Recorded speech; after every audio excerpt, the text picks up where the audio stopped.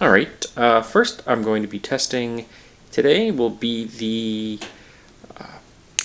Dorcy waterproof floating flashlight. So you see right now it has a nice bit of flood, some good throw, and because it's got 4 bulbs, there isn't any real artifacts in the ring.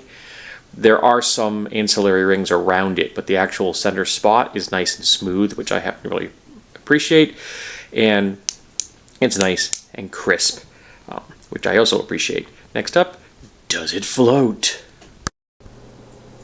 All right, this flashlight claims that it floats and is waterproof. So, flashlight is on. Flashlight floats. Light still on.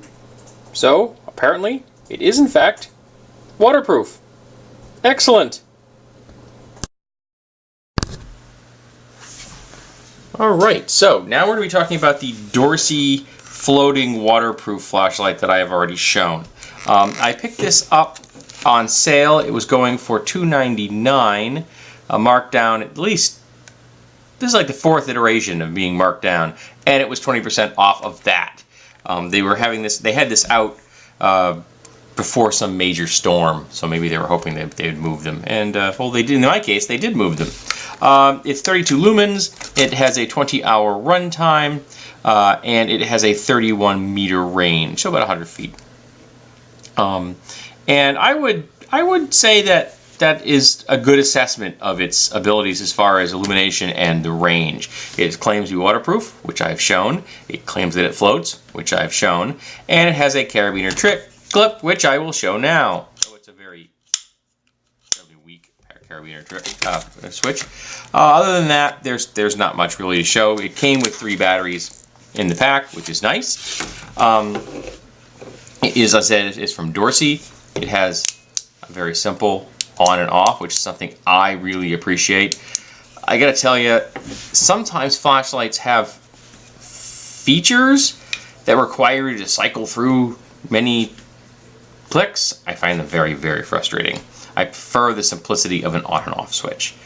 Maybe there can be another way of getting through the cycle, I'm not sure, but I find the whole having to click a button multiple times very annoying. So this is really useful, in my opinion, as a car flashlight, a car camping flashlight, or potentially the kind of thing you might want to keep in your boat if you have something in the above a canoe. I don't think this is small enough you really want to keep it in your canoe or your kayak. I think it's a little too bulky. But if you wanted to keep this in your bass boat, or the boat you have, you say your party boat, or a boat that you have it's a little larger that you want to keep on a big lake, this could very well be what you want to carry around in your vehicle. This is too big to carry in the field. It's I mean, look at the size of this thing. It is not small.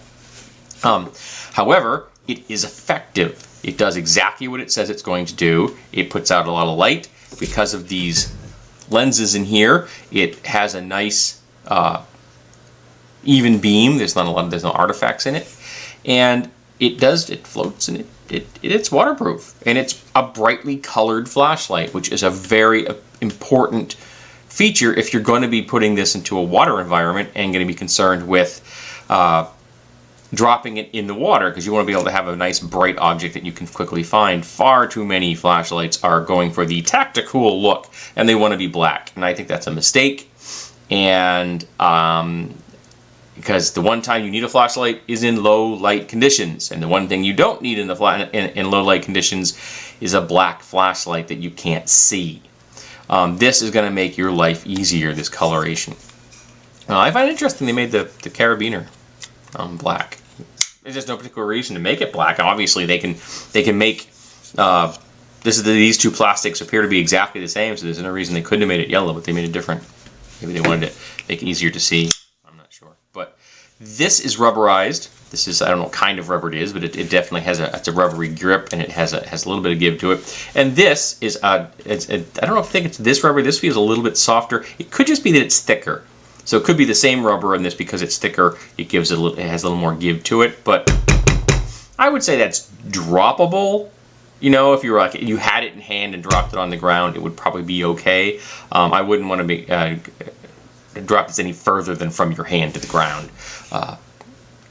But if it were like falling off the side of a boat, boom, ding, something like that, I think you're going to be all right. But yeah, definitely a nice little design.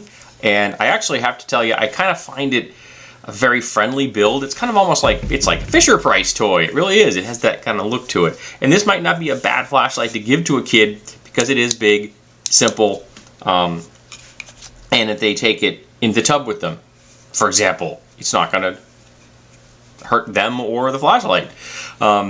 But yeah, you can take this out in the yard, play around in the yard and stuff, and not worry about the kid leaves it out in the rain because it's not going to hurt it.